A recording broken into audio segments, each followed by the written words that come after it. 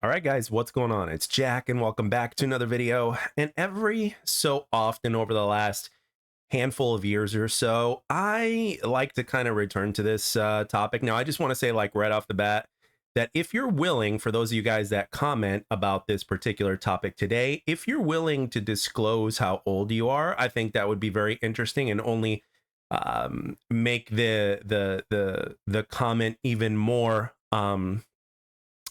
potent, so to speak, because I think this particular topic that we're going to discuss today in today's video also is interesting depending on which age range you are. Because younger people, I guess, have a certain vision of what older people prefer to play or the way they prefer to handle situations as opposed to with their mind compared to their, physical abilities. And then the vice versa, for the other way around. So I saw this clip over on YouTube, not on YouTube, excuse me, on X or Twitter a few days ago, and it was a 75-year-old woman who was playing CS:GO and managed to get an ace. Now, for those of you guys that aren't familiar, an ace means basically CS:GO, like it's like a search and destroy, so to speak, right? And this lady did a solo killed everybody else on the other team. Like, I think she was the only one left on her team, and the clip was short, but I think that's what it was. So it was described as she was getting an ace. So I thought that was pretty damn cool. I think when we get to a certain point now, I'm almost 41. In September, I'll be 41. And one thing that I think is going to be very interesting is a lot of people of my generation, for instance, or close to our generation, so to speak. I think you're going to be seeing more of us basically like either doing the streaming thing or the videos thing, and they're going to be a lot older because this whole YouTube and streaming thing didn't start up until, well, YouTube, I think it wasn't until 2005, if I'm not mistaken. And then after that, streaming came along not too long after that. First it was Justin TV before it became Twitch, and then you could also, I guess, YouTube later on put it in their system as well. But it didn't take too long until that started as well.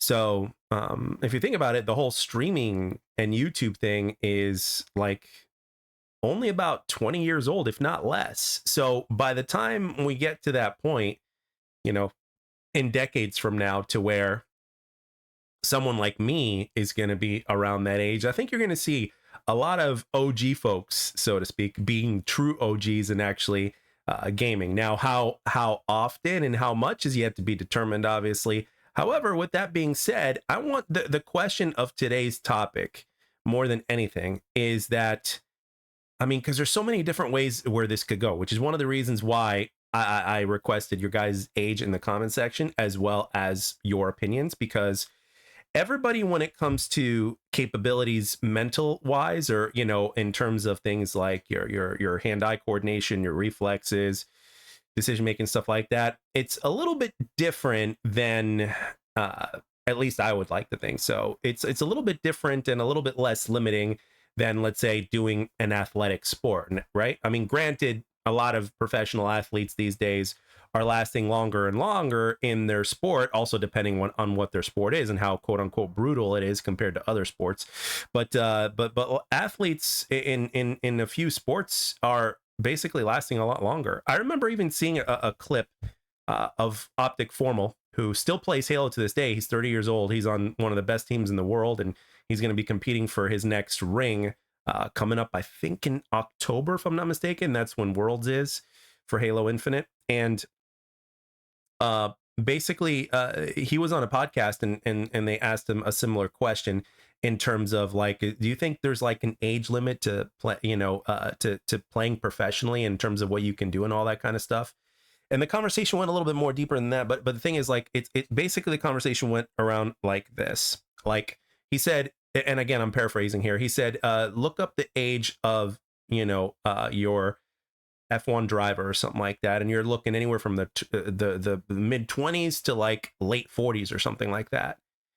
And I was actually, that made my eyes kind of open up a little bit, because I was like, holy crap, because your reflexes still have to be really good, and your decision making still has to be really good, and all that kind of stuff when you think about an F1 driver, right? You know, and especially since those guys can't afford to make a mistake, because if you make a mistake, it could cost you everything, literally, right?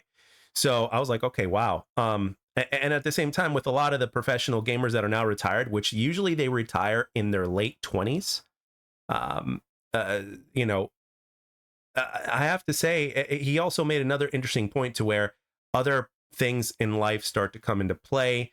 And the biggest reason why it has such an effect on them in terms of why they want to retire or why they retire is because they don't have it like they used to, because they're taking interest in other things. Like other things in life are starting to gain interest. Maybe some of them want to start a family. Maybe some of them want to, go to college or something like that, just to name a few examples. Goals outside of, their profession in terms of gaming, right? Because a lot of them started when they were in their, mid to late teens. Some of them a little bit earlier than that. It really depends on who you talk to. And when you look at, for instance, in today's gaming space, I've also been told that one of the best Quake players that there ever was, who goes by Rafa, still plays competitively to this day. And apparently he still slaps people, and he's in his like late 30s now. I think he's 37, if I'm not mistaken, either 36 or 37, which is very impressive when you think about, when you really think about that, right? Experience also does, to a certain degree, play a factor. Because there are people out there that, like, even when you look at, things that don't necessarily require, like when you look at a musician or whatnot, you know what I mean? There's always an advantage, a physical advantage in every way, shape, or form when you're youthful. But at the same time, when you get older, you get wisdom, right? You get wisdom and you get experience, and you have answers to certain questions that younger people don't have to that level of depth, because that same answer as you get older starts to kind of change a little bit. And the way you look at it over the years that go by is subject to change over the years. You know what I mean?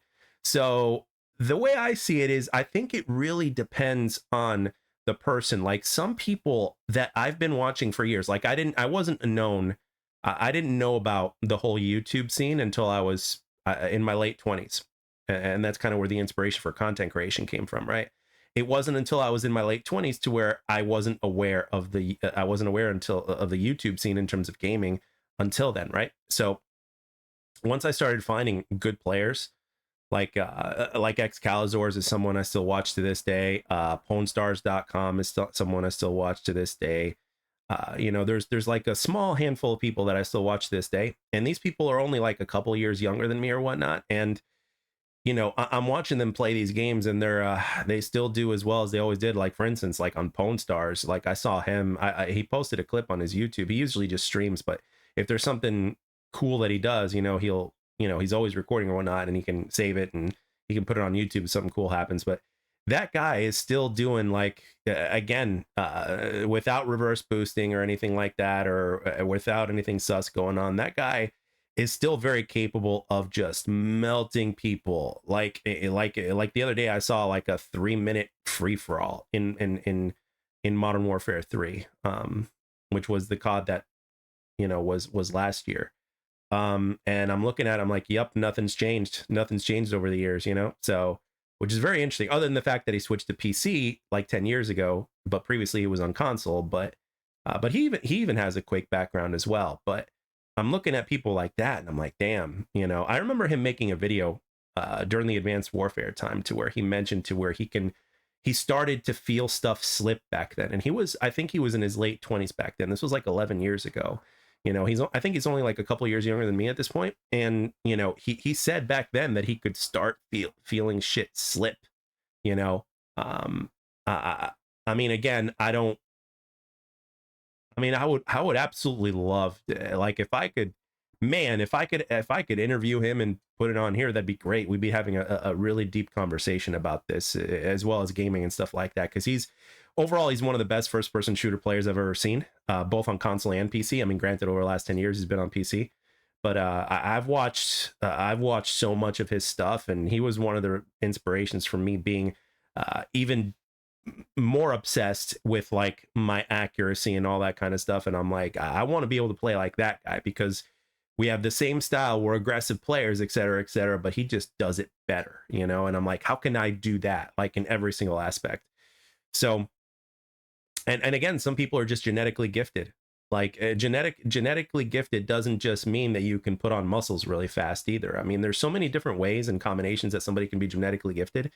We're talking everything from things, traits, character traits like patience, or just everything really. You know, your self control and stuff like that. And I mean, sure, a lot of that can also be trained to a certain extent, but some people, I guess, just have it. They just have that it factor. You know, that's one thing I've kind of realized over the years is that people are genetically gifted in the ways of their things like hand-eye coordination and stuff that you wouldn't think about, because usually when you think about somebody being genetically gifted, it's usually something related to sports, right? Like physical sports, but you don't really think about like how fast somebody can process and learn information, things like that. You know, some people are genetically gifted that way to where they hardly have to they could just glance at a page and they could know the information on that page and much faster and process it much faster than you reading it like 3 times, like, you know, while being focused, you know.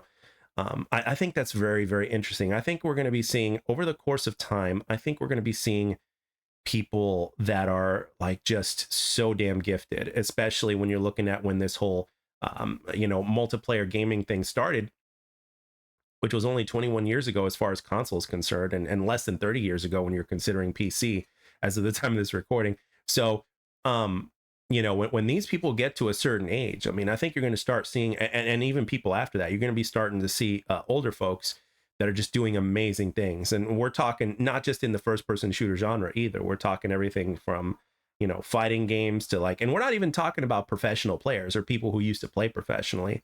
I think we're going beyond that at this point. I think we're going to get to a point to where you can just be seeing people that are lifelong gamers that are going to be doing some amazing stuff in the future. You know, I mean, after a certain amount of years, and again, depending on the dedication of those years as well, you know, people just reach this level of mastery within their craft to where you just can't help but kind of just tip your hat to it. You know what I mean? It's no different in a way. I guess you can say it's no different than kind of like learning a musical instrument to a certain degree, right? I mean, when you really look at it in depth, I mean, there's something to be said about somebody who's able to do, you know, again, without cheating, of course, to do certain things when it comes to games. You know, you're talking like, you know, and again, this goes beyond professionals because there's so many other people out there that we've never even heard of. You know what I mean, or even know of. But the thing is also, I also want to know if there's any personal story that you want to share in the comment section in terms of maybe how you used to play when you were younger compared to now. Do you feel yourself getting better? Do you feel like no difference at all? Or do you feel something like declining, so to speak, right? Or do you feel yourself getting better in one way, but at the same time, something else isn't as good as it used to be? You know what I mean? Some people, I guess, are not able to feel it, and other people are. Or, in other words, they're not able to tell the difference, while some people are. I mean, it really depends, I guess, how in tune that person is with what they're doing. And again, I find this fascinating because, like, I mean, from my personal experience, I find myself when it comes to first person shooters, I find myself maybe it's because I have a better idea of what I'm doing. I'm pretty sure that's like 99.9% of it, but I find myself just playing better over time. However, you know, when I do see, you know, those high levels of competition, there definitely are times to where it's like they've already got me before I was able to react. That's for sure. But I'm not sure if that's completely age related or if that's just me, you know, somebody getting the better of me, which obviously happens. It happens to all of us, in some way, shape, or form, both in and out of gaming, right? So, but the thing is, one thing I have noticed is that, like for instance, in Splitgate 2, I have obviously run into a few people that are pro players, you know, and it hits different when you play against other professionals, you know. That's one thing that the pros have over, like, let's say someone who's super dedicated to a game, right? That's one thing that the pros will always have because they compete against the best of the best regularly, and on top of that, when they do compete in events, it's on LAN, right? There's no lag from the internet, so to speak. So therefore, there's no advantage on any side, you know, whatsoever. It's like it's even Steven, right? But despite all that, they compete even online, like when they're scrimming. um, against each other for hours at any given day. And that's something that a lot of people who play pubs simply don't do. I mean, you're not going to play the best of the best, for 3 hours straight. You know what I mean? It just doesn't work that way. Even though some games have really strict SBMM or EOMM, it doesn't hit the same. Like I remember playing Halo Infinite ranked, just solo, for a couple years or so before X Defiant came out. And compared to what it felt like playing a couple of the pros that were on the other team in Splitgate 2, it's night and day. It's night and day, which just goes to show you how amazing pros are. And one of the things that they do that makes them so great is not just their dedication, but it's also the fact that, again, they consistently play against people that are literally like the top 1%. So it's like the top 1% playing against the top 1%. And the result of that is that they just get even better than, your super dedicated player who just plays a lot of pubs all the time, So because of the concentration of competition that goes within that, and I'm wondering what that, and again, that skill gap between your super dedicated player and your pro, I think the skill gap is very wide. I think there's a very significant difference, but at the same time, again, depending on the dedication of that dedicated player, as well as, their genetic gifts, that skill gap might not be as wide for some people, because some people are just super talented, like really talented. So, very, very interesting to say the least when it comes to this entire topic. So, but I want to know in the comments section if you have any personal stories you'd love to share. Again, because whether you're on the younger side or the older side, both sides matter, especially to me, because it wasn't until I was in my late 20s to where I started to figure out and apply how to play first person shooters properly, because there is a method to the madness in whichever game that you choose to play. And that's just something that I wasn't super consciously aware of, believe it or not, up until I decided to make it so. And then that's when I started finding stuff on YouTube, and fast forward 13-ish years later, give or take, and here we are today. So with that being said, I'd like you guys to share any stories, or how you would see, or how do you predict things being in the future, and how do you think it is? Do you think it's just depending on the genetics of the person, or do you think there's more to it than that? Do you think it's just overblown? Do you think anybody can? I mean, just let your opinions be known down below and your points of view on this. So with that being said, I'd like to thank everybody for taking the time to watch and or listen. I hope you enjoyed the video and this topic, and maybe next year we can get into this once again, and I'll catch you guys on the next one.